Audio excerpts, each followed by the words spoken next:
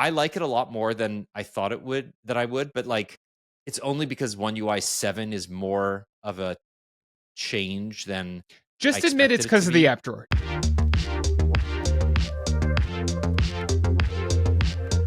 Hello and welcome to the Android Police Podcast. My name is Daniel Bader.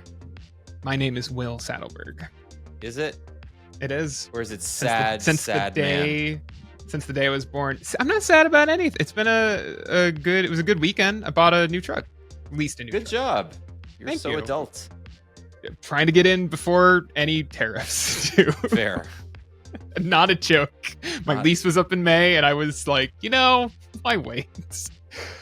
So we didn't record last week, and that was mainly because of technical difficulties in our brain, not of any real reason, just that we didn't really get it together. So we have a couple of weeks to catch up on. Yeah, I was off through Wednesday, and then Friday at 4 p.m. I DM'd you, and I was like, oh, we didn't record a podcast this week. Oops. Yeah.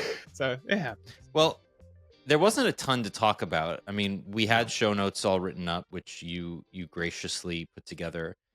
We can go over them because it was very nothing heavy. Actually, this was Jules, I think. Oh, Jules put that together. Thanks, Jules. This wasn't me. Is he secretly here again? Hi, Jules. No. But he put together a bunch of notes around the Nothing Phone 3A, which was announced. Yeah. I mean, look, it's not the flagship. It's going to be a nice $500 phone again, or $400 phone. We don't really have to talk much about it. There was also Sonos, which continues to go through a much needed overhaul at its executive level. They laid off 200 people again. They let go of their chief marketing officer, who'd only been there for about a year. And then they are also, according to The Verge, releasing a set-top box this year, which will, I think, bridge the gap, if you will, between like what people have always wanted from a Sonos speaker, which is like a GUI to control their speakers. I think it's a weird position to be in because, unlike a few years ago, most companies don't really want to work with Sonos anymore. Back in the day when when Sonos just made speakers and they stuck to their lane and they were able to negotiate these really wide-reaching agreements with Amazon and Google for use of like Alexa or Google Assistant. They were able to get Spotify and Apple Music and basically every other streaming network as a sort of aggregator. And then Sonos launched its own radio service, and then it launched a bunch of sound bars, and now they're encroaching on like Apple TV's territory, Roku's territory, Amazon's territory, Google's territory, right? Like the expectation is that this box will run Netflix and maybe even Apple TV Plus and Disney Plus, and also make it easy to like connect a whole bunch of disparate Sonos speakers together wirelessly to create proper discrete sound channels and things like that you can't do right now. You can do that with some of the speakers, but not all of them if they're connected to an ARC or a Beam.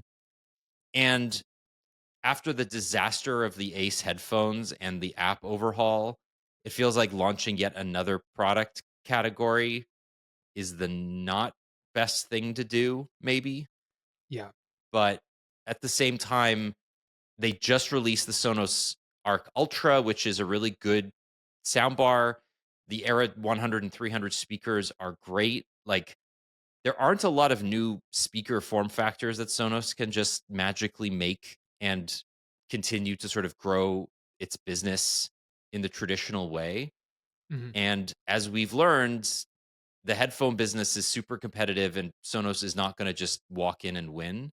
So I feel like a TV set-top box is probably the most likely parallel that the company can get away with. And in that vein, like if it wants to build an ad business, which everybody does, right? If you want to grab some of the advertising revenue that Roku and Amazon are siphoning away, you got to have a GUI, right? You got to have an OS.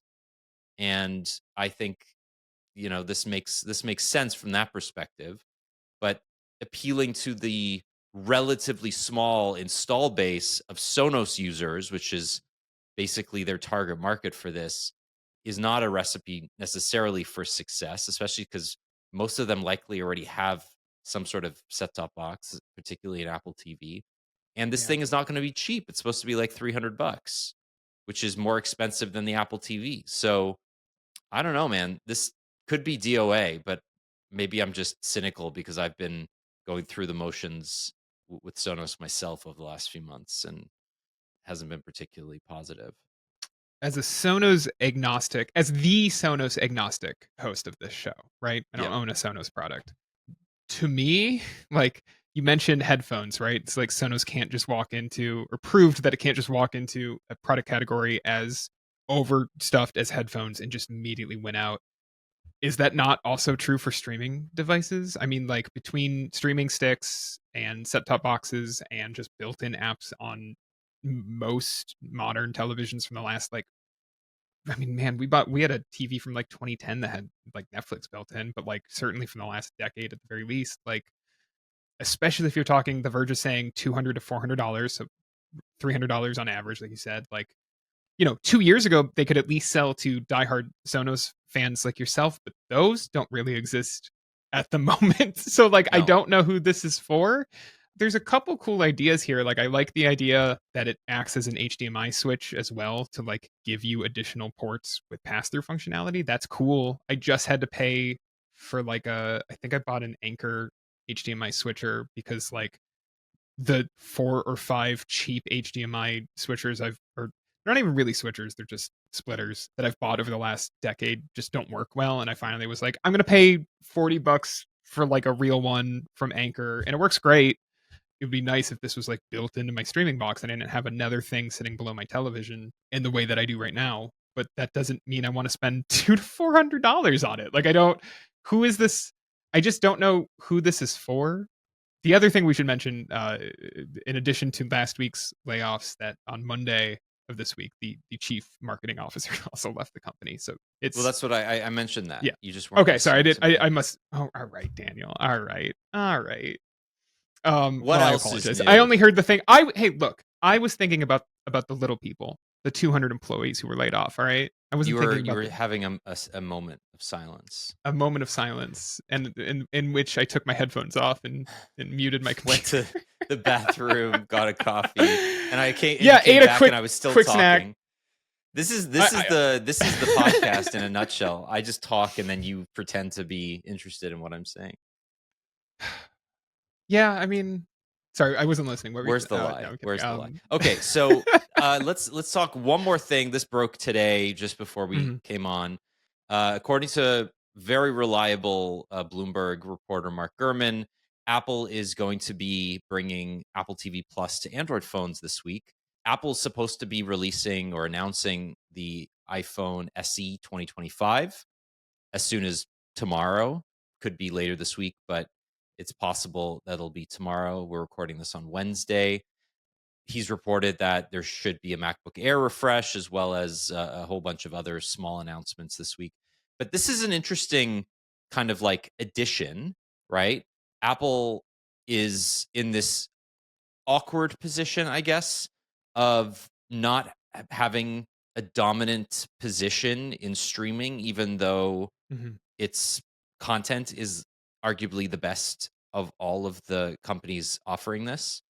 And, unlike Amazon, I would say the moat for Apple TV Plus is not as wide as it is for like Prime Video mhm. because most people subscribe to Prime for free shipping, right? Yeah. And maybe Amazon Music, right? You get it for free, you Well, get a few other I things. subscribed for Ricky Stenicki I don't know what so that that I could is. just watch that. That's the John Cena Zac Efron comedy that came out last year. You know this, Daniel. Everybody knows Ricky Stenicki. It's nominated for Best Picture.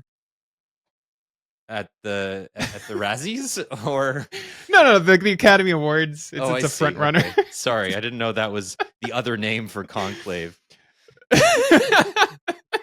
Yeah, I Pope would Pope watch. John I would Cena, watch John actually. Cena in a Pope movie. Sorry, I'm sorry. Continue. I don't even know what I was saying anymore. People don't subscribe to Prime for their content. I was just confirming that. Correct. So, Yeah. I mean, Prime I should have used to Red One. have. Red One was right there for me. I should have stuck with Red One instead of what Red One is. I do. That one Doesn't I know. matter.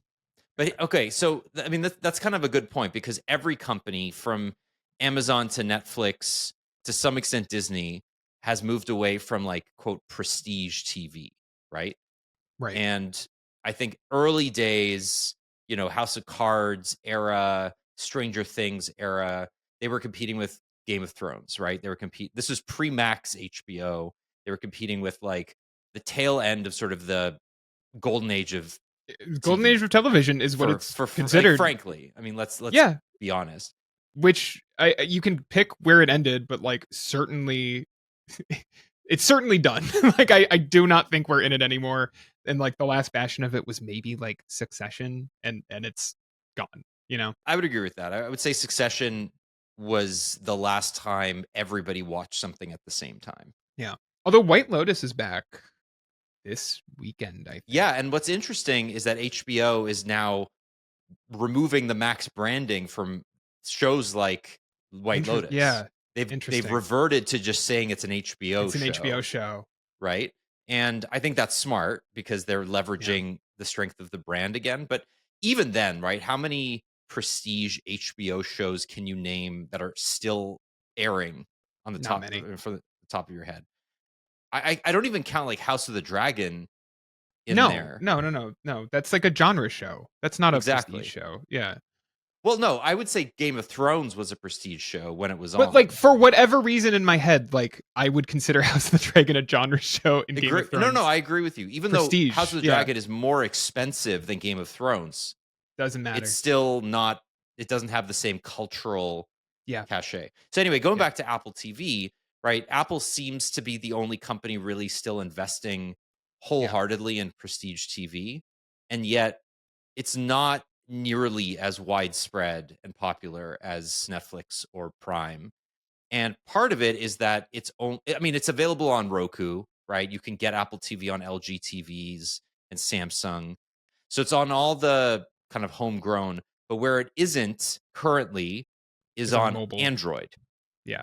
And we at AP have argued for years that it's dumb of Apple just not to have an Android app, right? There's an Apple Music app It's on never made Android. sense to me. It's Yeah. not good, but it's It's fine. there. It's fine. So I if use you're it. It's fine. It works. I use it too. I hate Yeah. it. It's not nearly as good I as the don't hate iPhone it. version, That's true. But I but don't hate it.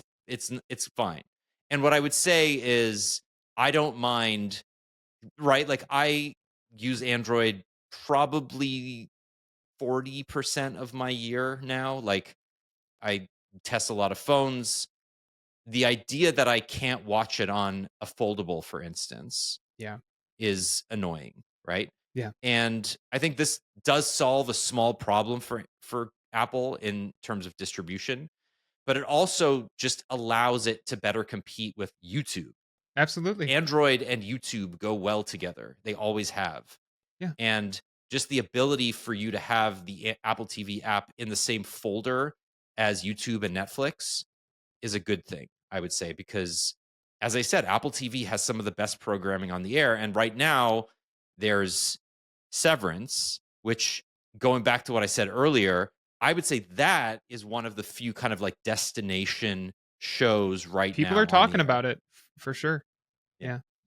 Yeah. I said that it's Apple TV is like the sole exception to me being subscribed to all the major streaming services right now. It is in part because there's no Android app. Because a lot of times when I catch up on these streaming shows when I'm traveling and I can't watch this stuff offline on my phone. Right.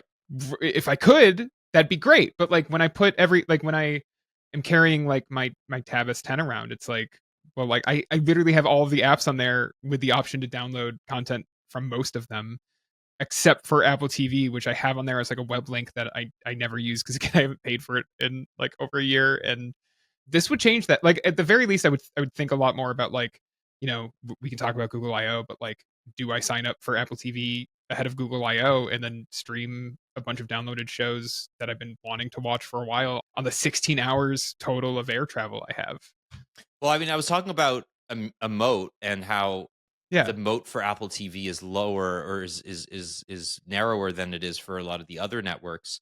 And I Yeah. would say the reason for that is you're not necessarily going to go out of your way to subscribe for $10 a month to Apple TV Plus on its own, but Apple One Yeah. Premiere is not as compelling for anybody. Even I subscribe to it. Like I spend the $50 a month. It's, I would say, decent value, but there's no chance that I would get Apple TV Plus as a separate subscription unless I had Apple TV One, or sorry, Apple Mhm. One. And I subscribe to Apple One primarily for the other stuff. I canceled Spotify years ago, Yeah. and I now just use Apple Music. I love Apple Fitness Plus. It's I great. genuinely love Apple News Plus, which is Haven't used the it. most underrated. Is it really? Is it It's that the good? most underrated inclusion in Apple One. Interesting. Um, and I love Apple Arcade because I can't stand any other game on iOS. So for me, it's worth it. But TV Plus genuinely is not compelling to me. So Yeah. even though it's got good stuff. Anyway, so that's Apple TV coming to Android. If it happens this week, I'd be pretty stoked. It's just so dumb that it's because I looked it up that it came to Google TV in 2021. Like, I do not understand at all why they've been like waiting for this. It just, you want people to pay you money to access your stuff, right? Like, why are you not, why did it take you 5 years to come around to being like, I guess the other half of the population that uses Android should probably have access to like our streaming shows. Like, why would you turn down the potential to make money off people who aren't even buying your devices? Who cares? Like, I don't know. I think it's also for people that have an iPad and an In an Android phone, Android right? phone, yeah. There are a But lot of again, those. it's like you should let those people access their stuff. I don't know. No, It's just agreed. very Yeah. silly. Let's move to the show notes for this week, which is full of weird and wonderful product announcements. We have, you mentioned I/O, so let's jump right in there. Google I/O is official May 20th and 21st at Shoreline again. It's been that way since 2018. Obviously, this is going to be yet another AI filled I/O, Yeah. which is what it is. But I would say there's a much greater chance that there will be a coherent narrative around Gemini this year rather than Oh my you god. know Bard is the thing, and Well, Gemini so is. Gemini was already Gemini last year, but last year's problem was that it was just scattershot. It just, they couldn't pick a direction. They kept going, they kept bouncing between developer focus and consumer focus and back to developer focus. Here's a preview of something we're working on for maybe next year. Here's Donald Glover. Here's the little 20-minute Android section. Like, it just had absolutely no flow or focus in a way that was really frustrating in the crowd. I assume was even more frustrating if you were just streaming it at home. You're right. I'm sorry. I've been thinking that they announced Gemini at I/O last year, but it was 2023. They announced Gemini, and then that was released as a product in December 2023. Yeah, and then So Bard was renamed in February a year yeah, ago. Yeah. yeah. So last year was Gemini 1.5. It was Project Yeah. Astra. It was all these like weird and wonderful things. Remember Mark Rebier and the Music AI Sandbox, and him in I a. did. I forgot about Mark. I will be honest, I forgot. That But was yes, my favorite part of it. So I don't know that was a what love that or hate says. moment. Like, people either were all in or all out on it. And I enjoyed it. I was in. They talked about Gemini Live for the first time Hmm. and expanded AI overviews. I'm just looking at like the roundup. So there were a lot of small things. Notebook LM was made more widely available.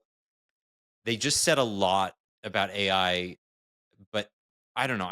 I did not feel like it was that coherent. And given the fact that like Android 16 will be in beta, like well in beta by then, If not launching that day, the timeline ends in April. It could launch it could at launch at IO. I/O. You're right. Yeah, I mean, that would make sense, right? Because then the Pixels Yeah. will launch in August, and it'll be fairly mature by then. Yeah, exactly. So that timeline does check out. But yeah, I mean, there's very little about like end user products at I/O in 2024. 90% of it was Gemini related or like AI parallel. So Yeah. just I'm sure it'll be the same this year, if not more so. But I do think it will be slightly more coherent just because Gemini as a product feels like more cohesive It than it was a does. year ago. Google's starting to wear my patience down for this stuff a little bit, and I don't think I'm alone in that, where I need them to start shipping features that work, that can function properly from day one, that serve a clear purpose. I would say Hmm. practically all of their AI initiatives, although with the exception of like Pixel exclusive stuff, I would say like a lot of their AI initiatives have been pretty messy or like not functioning. Like I truly think Gemini Live is like kind of astoundingly bad. It just does not function well for me at all. The ability to interrupt it, like it fails more than it works, and it pretty regularly misunderstands me compared to something like the Chat GPT version of it, which I have my own problems with, but at the very least I can stop it. It usually understands what I'm trying to say, and so on. Outside of like tools like Pixel Screenshots or Pixel Studio, which I have my own problems with, but at the very least, they function about how I expect them to, and I know what they're trying to aim for. I hope we see more things like those tools at I/O this year on a consumer facing level, and less Gemini's more powerful than ever. Like you won't believe the tokens. 2 million Uh, tokens so this many year. tokens, Daniel. I think people are rightfully losing interest, myself included. I reviewed or I published my review of the S25 Ultra late Friday, and one of the things that I spent a long time talking about in it was Google's cross app actions, which launched kind of featured on the S25 but are not exclusive to the S25. You can use them right now, where you ask, like, their example that they use constantly is pull all the like Lakers games and add them to my Google Calendar, and it can do that for you. And in theory, that's great. Although I don't know why you would need to do that. But regardless, I tested it and like it worked with Sabres games. It didn't work with. I tried to get it to do Buffalo's lacrosse team, which I've talked about. Actually, Daniel, I was literally texting you from the game a couple weeks ago. Oh, Canada, baby. I needed. We went to back like Sabres and Bandits games, and I needed Daniel to like see the proof that yes, we do sing "Oh Canada" or they I sing "Oh take back Canada" every every bad time. thing I said about Buffalo, by the way. Thank you. This is all I've been asking. And it added a game. It added the next Bandits home game as tonight, actually, as we're recording this Wednesday, February 12th. The problem, of course, is that there is no Bandits home game tonight. It made it up. So yeah, it's that kind of stuff where I'm like, if I have to constantly fact check Gemini, which you do, and that's not exclusive to Gemini, I find it difficult to build it into my day. And so, therefore, if Google wants to be an AI first company, they need to come out with tools that are more in line with Pixel screenshots or Pixel Studio. No matter how many problems I have with those apps in general, at the very least, they kind of do what I expect them to do in a way that I can understand as a user. And I really hope that IO is more like that this year, or at the very least, lays building blocks in a developer sense for that stuff to launch a few months later on the Pixel 10. Yeah. I mean, I also think Google's in an interesting position too, because like every big tech company, I wouldn't say its mission has changed over the last year or so, but Yeah, obviously there is a push to align itself more closely with the current administration. There's a, I would say, tightening of the belt across the board, right? And one thing that Sundar Pichai has mentioned is like there will be a much more narrow focus in a lot of areas, right? So it wouldn't surprise me if we hear about monetization opportunities for AI this year for the first time in like yeah, great detail. Here's yeah. how Google is going to allow you as a developer or as a content creator or advertiser to make money That's using the smart. tools Yeah, that we have developed. And Google intimated this in its most recent earnings call by saying that they have interesting ways of integrating ads into Gemini, right? We've seen the earliest sort of like tiptoe in this direction with AI overviews. We've sort of seen Google build out the infrastructure, but to monetize its AI tools, I think beyond just charging people $20 a month, which long term is absolutely not sustainable, No, right? it's not. Most people will never pay to access ChatGPT or Gemini, And they or shouldn't. and they It's not worth shouldn't, it. right? Like I, I'm this is I'm gonna not write that Google's. piece. I pitched that piece in our pitch meeting today. That like I've had Gemini Pro for 6 months now, and it's not. It's I can't imagine paying for it. I got it for free for a year with the Pixel, but Yeah. no, yeah, exactly. But I think it's even more so a distinction between companies like ChatGPT, which OpenAI, which monetize ChatGPT basically from day one.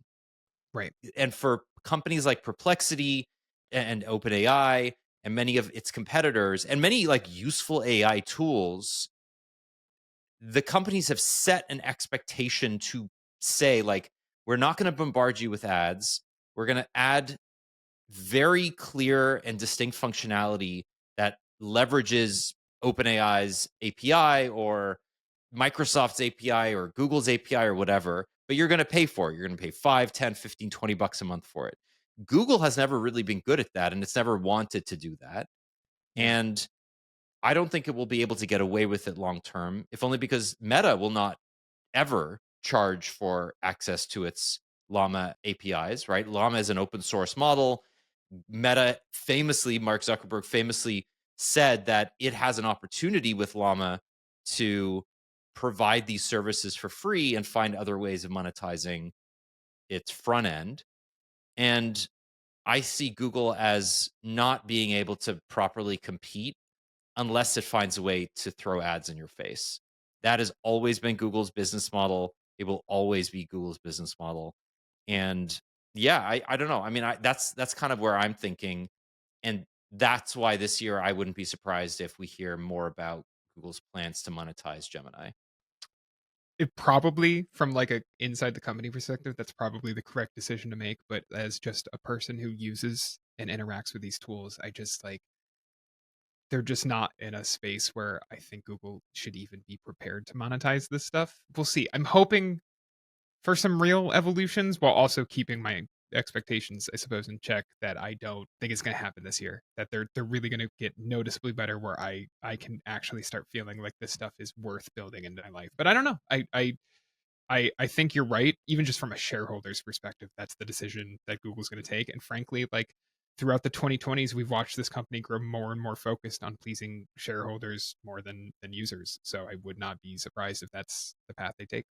Yeah, we'll see. You will be there. I will likely Mhm. be there. So we will reevaluate closer to. And obviously, we'll have more to say about Android 16 because there will be many releases of that OS before I/O. So let's move on and talk about the Pixel 9a. So there were a few leaks this week. This phone should launch in March, so we're not going to have to wait Yeah, all the way until I/O for that. But we saw the four colors that the 9a will be released in, including kind of like a coral pink. Well, they call it peony, but it's yeah, it's not like it's it's like like a Barbie. It's almost Barbie pink, but it's a yeah, little more it's a saturated little than more that. it's a little less neon than Barbie pink, but Yeah, it's a nice color. yeah, I like it. I There's like the purple too, the or purple lavender. So the iris, iris, of course, yeah, and then the black and and white then black and white, models. which look like black and white phones. Now, this screenshot, or sorry, this render that I'm looking at, and Yeah, we'll link to it in the show notes from Android Headlines, is the clearest render that I've seen yet of what the kind of redesigned camera bar or lack thereof will yeah, look like. And I like it, right? Like this is mhm, a clear break from the Pixel A series over the last few years, which has largely like mirrored the flagships, even though the camera sensors have been smaller, but there's no mistaking those devices as Pixel phones. This one doesn't really look like a Pixel phone from the back anymore, no. sort of. I agree. In fact, from the side more than ever, I think maybe because it's missing that camera bar. If you Android Headlines has some like profile renders of it, and it almost looks like an iPhone when you look at it. It almost looks like an older iPhone when you look at it from the side Yeah. because that camera bar is no longer there and you just have the absolute slightest camera bump. I'm talking I don't even know if it's a It's like a millimeter. wisp. Maybe it's truly I'm so excited to see if it even is enough to make the phone wobble on a table. It probably will just barely, but yeah, look, I've called in the past for phones that don't need that don't have a reason to have a camera bump to not have a camera bump.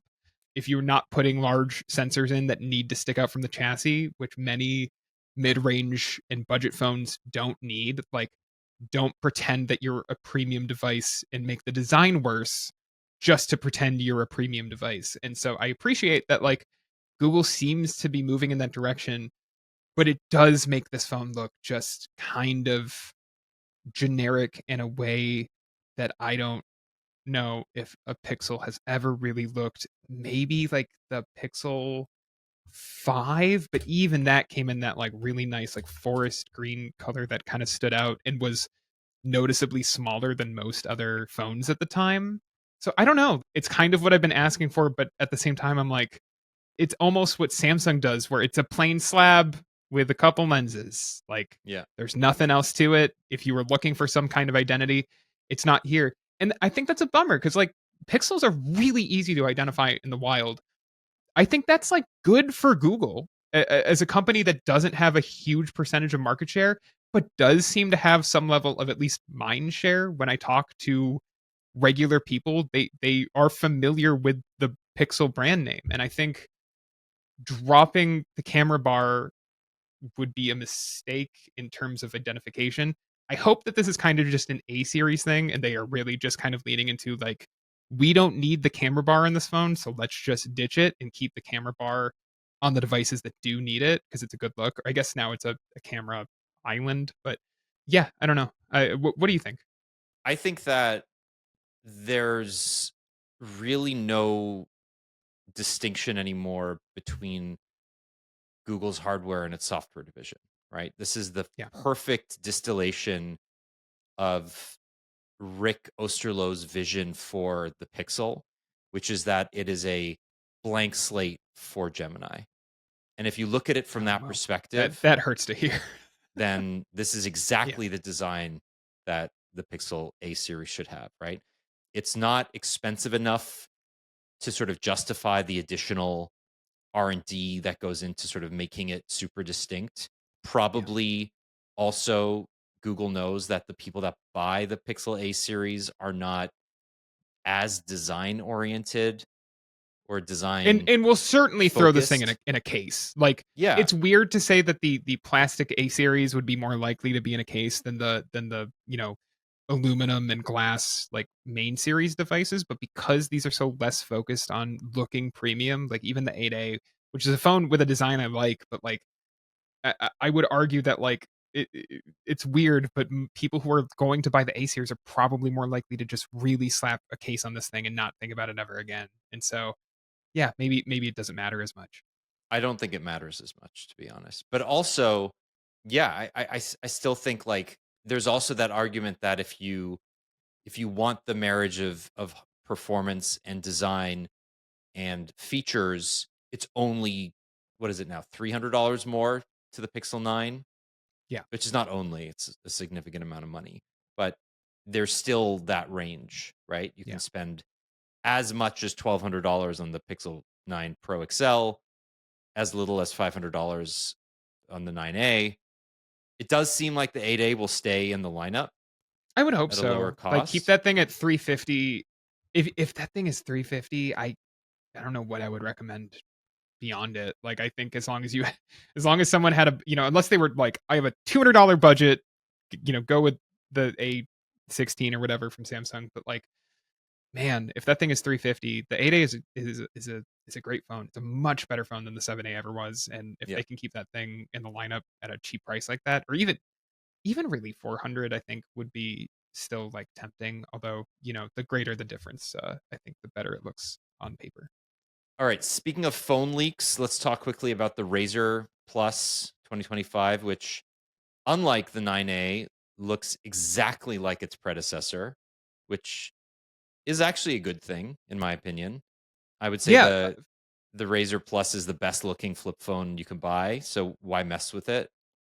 you were echoing friend of the show, Joe Maring, who published that take on Android Authority today. The Motorola Razr Plus 2025 looks like the upgrade I was hoping for. Sometimes a boring upgrade is all you want. And yeah, I agree with both of you. I think the Razr Plus 2024 was a good design. I don't know what I would really change on it other than like slimming it down a little, but even then, I don't think I would want that just because, like, unlike a larger foldable, like the Oppo Find N5 is incredibly thin, right? But at least when you open it, you have kind of like a tablet, a mini tablet size thing to hold on to. That's Mhm, not so true with the Razr or the Galaxy Z Flip, where you are still holding it like it's a plain phone. And so the slimmer you make it, as more comfortable as that is in your pocket, it might be detrimental to actually using the phone as a phone if it's too slim. So yeah, I'm happy to see this chassis kind of stay the same and then in Motorola improve on specs, right? Like we're hearing like possibly a Snapdragon 8 Elite as opposed to the upper mid-range 8S Gen 3 that was in last year's. Like I make this thing a true flagship, for the first time in several years. I think that's a great move. yeah, and I was one of the few people that had no real issues with the Razr Plus's camera. You know what you're getting with a foldable camera. It's not gonna be class leading, but I took some very good photos with this thing, and more than anything, it's just really fun It's to fun. take photos with a flip phone. You can hold it like a camcorder, you can take photos, use Something you magical about that one, and I love that they added the like fold it in and it will like automatically start recording. It's just fun. It's one of I those things used that it so much when I was with my kids at the park, and I would yeah, just like, I wanted to capture something quickly, and you turn it 90 degrees, and it just starts taking video. yeah, And I'd rather have something than nothing, right? Even if it's exactly. at lower quality. And yeah, there's something so nice about having that large front display that you can use to take photos, selfies essentially with the primary camera. And those photos end up looking better than most selfie cameras that you take with traditional phones. So yeah, I mean, I'm stoked for this one. I think Motorola crushed it with the last 2 years of its Razr Plus series, and this one, if it's the 7-core Snapdragon 8 Elite, it will be lower power, but still way, as you said, way more performant than the 8S Gen 3, and should provide better battery life than the 2024 variant.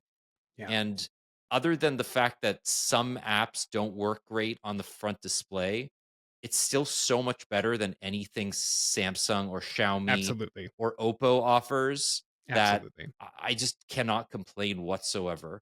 No, I agree. I now have a Flip 6 unit, and frankly, I have not even booted it up. I don't know why I would opt for that over the Razer. It's just even from a hardware perspective, I don't like it as much as like I think Motorola was really smart to give that thing like curved sides as opposed to like the flat rails of the Flip 6, which it makes it feel, even though those phones are pretty similarly sized, makes it feel so much chunkier. So yeah, Motorola is not the company that needs to revitalize their flip phone design this year. That would be Samsung. Correct. Yeah. Yeah. And Samsung does not appear to be in a hurry to redesign anything. So What are you talking about? The Ultra has, or the entire S25 series has new camera rings. So, you're right. It's true. come I on. I have I have one, and I'm already over it. I want to talk about I want to talk about your review for like 2 minutes. Can you Before read that what I though, how I wrote it in the show notes? Can you please? yes, and then maybe never again. So I Yeah. do want to just, before we move on to that, there's one other product announcement that we should get through. The OnePlus Watch 3 Yeah. has been announced, but in traditional OnePlus troll out style, there's very little information right now. Yep. They announced an announcement and will announce the product properly on the 18th of February, which is in 6 days. So it does look like a Wear OS device. It looks like it has a crown. Hopefully, the crown actually works this year because it didn't for the OnePlus Watch 2, and that's it, right? It looks nice. It looks thinner. Looks probably has a brighter display. It looks like a Galaxy Watch, to be honest. But what's interesting about OnePlus devices that I've noticed is the first 2 generations are quite mediocre, and then the 3rd one is when they crush it. So, if you think about the phones, the OnePlus 1 was basically a beta. The OnePlus 2 was better, but still, like, very flawed and still only aimed at essentially, like, hardcore phone nerds. Yeah. The OnePlus Buds were pretty bad. The OnePlus Buds Pro Buds, I don't remember what they're called. The Buds Pro 2 were decent. The 3 were very, You very love the good. 3. Yeah, you've told Everybody me loved the 3. a bunch of times they're like your current favorite earbuds right now. Yeah. Um, Similarly, re the I can watch confirm the crown rotates. It you're it allowed it to say it that? does. I am Oh, allowed to okay. say it. I had to make sure it does. Yes, Okay. 'Cause it does spin. We're good. It does spin. my dreams have been realized. Thank you. You're welcome. Um, okay, so that's the OnePlus Watch 3. We'll have more to say about it on next week's show. Definitely. Okay, let's finish the show by talking about the Galaxy S25. For some reason, you finally published your Ultra review. Yeah. I have now had one for 7 days. I like it a lot more than I thought I would, but like it's only because One UI 7 is more of a change than I Just admit it's expected it to because of the be. app drawer. Just admit you like it more because 'cause it's got a vertical app drawer. It I like it is more because 'cause a it's got a bigger vertical app drawer. deal. Yeah, I genuinely 100%. think that's the move right there.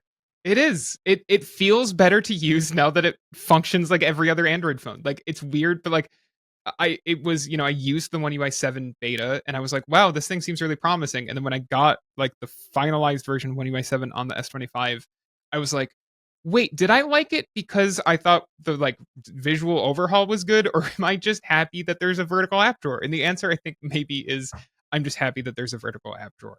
Because the rest of One UI 7 is very AI focused, and I found practically every like change included here to be somewhere between lackluster and just outright unusably bad, which is a problem. But if you ignore all of that AI stuff, it's a perfectly fine phone. It's a good phone. Like there's no one is going to buy this unless they're really excited about Galaxy AI. No one is going to buy this and be particularly disappointed in it. Even up to the camera, which is better than last year's, but not is not blowing me away by any means. Yeah, I don't know. I think it's a perfectly fine phone with a very excellent display as always, but that is all it is. Yeah, I think that's correct. Why did I write 4,500 words on this? I could have Because you just can't said help that. yourself. I can't help myself. It's true. That's a you problem, not a phone problem. My next review will be a tweet. That's my promise to our audience. I'm going to keep it under 280 characters. I just think you should say buy it or don't buy it. Like that's all people really want. But Should okay, they but buy the it or not? problem I've been like, what was the last flagship phone that was you should not buy this? It was the Pixel Fold, probably. But what was the Yeah. one before that? Like, and if we exclude foldables, which had a rough start, what is Mhm. the last like definitely do not buy this like flagship slab phone? The Royal Flex Pi. No, that's a Sold in North America. uh the Sony anything by Sony Anything by basically. Sony. That's probably fair. That's you're gonna get hate, and I want everyone to direct their hate mail to Daniel for that one. But I don't think anybody disagrees with me. Like let's be you honest. are so wrong. The Sony fans will turn out. You I are don't so know. wrong. I don't They think will. I've so. seen traffic on our Prove me Sony wrong. Send coverage. me an email if you're a big Sony fan, podcast@androidpolice.com. I'd love to hear why you still buy Sony phones today. But unless you're like, I don't know, a cinematographer, Yeah, but the Venn diagram between Android users and like professional cinematographers is not massive. It doesn't have a huge overlap. I don't think. But probably okay, not. this phone to me is. We talked about Samsung needing to overhaul its culture, and there have been inklings of that. There's been some reporting on that, but at the same time, like the S24 Ultra was the company's biggest success in years. The Yeah. S25 pre-orders appear to be going gangbusters, even in North America, but particularly in South Korea. I just find it interesting that the more boring the S series gets, the better it's doing. And the closer the company aligns to what Apple's doing in terms of design, the better the company appears to be doing. So say what you will, but Samsung, they understand their customer better than we do, apparently. They do. That's a great point. I am writing my reviews not for, I guess, the average Samsung buyer, but I mean, I get it. Like I said, it's not a bad phone. I couldn't give it a bad review because I that would be disingenuous, but it was, I guess I have higher hopes for Samsung to do something more interesting. I personally don't believe we have hit peak phone hardware. Like truly, I do think there are improvements to be made. Even on like the battery side, like OnePlus is doing a lot of interesting things with their silicon batteries, and there's rumors that Samsung is going to follow suit next year. But it's like OnePlus is a generation ahead of you now. Like it's cases like that where I'm sitting here and I'm being like, you could have made more changes to this hardware than you did. I don't believe that we are out of room to play with phone hardware in the way that we did a decade ago. So I don't know. That's kind of where I landed on it. It's a perfectly fine phone. If you bought it or if you're thinking of buying it, I think you're going to be happy unless you really loved Air Commands. In which case, go buy an S24 Ultra. It's basically the same phone. I find it really interesting that every review mentioned that as a downgrade. Mhm. And yet It is a everybody I downgrade. spoke to on yes, that's fair, but everybody I spoke to never used it. Like they all reviewed the phone saying you shouldn't have taken this thing out that I never use. Mhm. And I'm like, "Oh, but that you just proved their point." If Samsung had data to show that fewer than 1% of the owners use To Air me, Command, yeah, sure. then what reason do you have to defend Air Command if you're among those people who 99+% of people who don't use it? First, I think it was Michael Fisher who loves when I shut him out on the show because it makes him poke his head out while he's folding laundry. You better get this fixed. Ben, he's scaring me. Good. You should be scared. This whole office should be scared if I don't see that money. Today. I'm not playing around here, Michelle. Hear me? Who pointed out that like if less than 1% or 1% of Samsung's like audience is still a massive amount of people because of how many people buy Samsung phones, it's still like thousands and thousands of people who use these tools, even if it's not me necessarily. But I'm not an S Pen person, but I'm reviewing this phone for someone who is an S Pen person, and I'm saying Samsung took out this functionality and gave you nothing in return. The battery's not bigger; it's a little lighter, I guess, but that's it. There's nothing else in here that makes up for the removal of this feature, and more Okay, so, but it's I like, disagree. It's narrow, go it's ahead. lighter and it's thinner.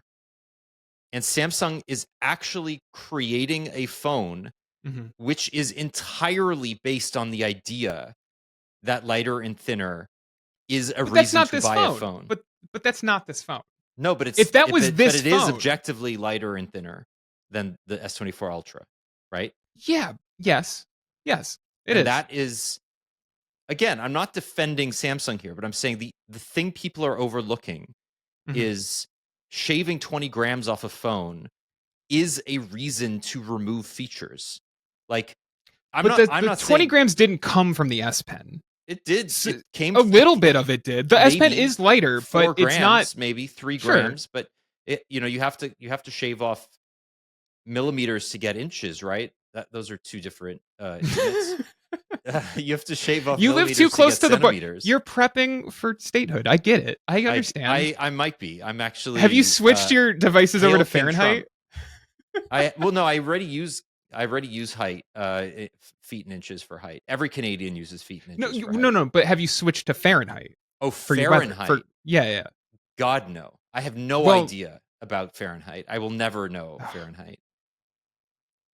I mean, you'll Fahrenheit have makes no to. sense.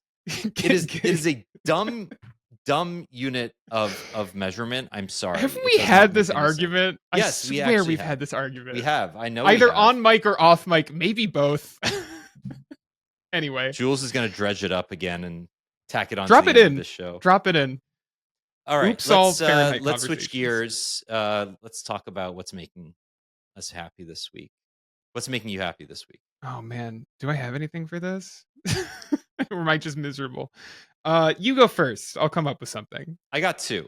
Okay. Okay. A friend of myself and also a friend of the show and your friend too, Chris Waddell, who freelances for Android Police. I Yeah. hired him years ago at Android Central. He went on to work for XDA and then went to CNET and then went back to AP, or sorry, he went to AP. Now he's freelancing all over the place. He launched Yeah. his own YouTube channel this He week, did. and I'm very proud of him because it takes a lot of guts to launch a YouTube channel in 2025. It's called Gadgets and Gravel. He is a rural Kentucky boy, born and raised, and he's going to bring us all of the smart lawnmowers and things that none of us city folk have access to or desire to review. And he's just like a down to earth good guy who deserves a follow or subscribe. So we'll link it in the show notes. Go to Gadgets and Gravel on YouTube and get those numbers up for him so he can start monetizing. The sub panel essentially just takes circuits off of your main breaker, which usually resides in your home, and puts it into a different box so you can kind of control it differently. Or if you need, like I said, a different building needs power, you can control it separately that way. He's the only acceptable Kansas City Chiefs fan in my eyes. That's it. It's Chris and no one else. I think Taylor Swift has earned the right to be a Taylor Swift is not. No, she's not unacceptable Chiefs fan. It's Chris Waddell and no one else. Okay. You Convinced you? died on that hill. Good for you. Thank you. The other thing is, as I say most weeks, book recommendation. I just finished my first Franzen. Very proud of myself. It's a very long book. It was like 600 pages. Crossroads, which was his latest book, first in a trilogy. And I have to say, I was skeptical just given how much praise Franzen gets for like writing the kind of suburban white family novel, and like that's happened. He's written 4 big books now, and the corrections, purity, freedom, and now Crossroads. I don't know, but I've read in many places that Crossroads was his best novel. I was extremely satisfied with it, even as the beginning of a trilogy. It kind of stands on its own quite nicely. And if you have a spare 600 pages or 28 hours to listen to an audiobook, I would highly recommend picking it up because it was a lot of fun. So that's my recommendation this week. It's Crossroads Nice. by Michael Franzen. Excellent. After several false starts, Maddie and I have like successfully jumped into Twin Peaks and are into season 2. Early in season 2, we're not at the stuff that people really OG hate Twin yet. Peaks, not the remake or not OG the to it, not the continue. No, we'll get there though. We also, I'm really excited. I'm hoping we can finish season 2 before this. We'll see. It's kind of tight, but we have our local art house theater on the 24th is showing Fire Walk with Me. As they continue showing, I believe they're showing every David Lynch film this year. So I'm excited to see that in a theater as it was meant to be seen. But yeah, I feel like it finally, it's like this third watch finally grabbed me because we never got to the season 1 finale, and I feel like it took to the season 1 finale for it to really, for me to start feeling invested in these characters in a way that I wanted to for so long. Like I said, like I think the first time I tried Twin Peaks was in like high school, and it just didn't grab me. yeah. So yeah, I'm pretty excited about that. Yeah, that's my go-to rec. Go stream Twin Peaks. It's a great little television program. They don't make them like they used to. No, not. Well, they don't. There's nothing like Twin Peaks. I can't. It's such a There's funny no David thing to Lynch say. besides There's David no- Lynch. So yeah, There is that's one. fair. There's one David Lynch. His name is David Lynch. There was one David Lynch. Yeah, that's it. All right. Well, that's a good way to end the show. Thank you for listening. As always, send us your feedback, your recommendations. Hate mail. Sony hate Tell me mail. how much you love your Sony phone. podcast@androidpolice.com. And we will talk to you next week. All right. Bye-bye. Bye.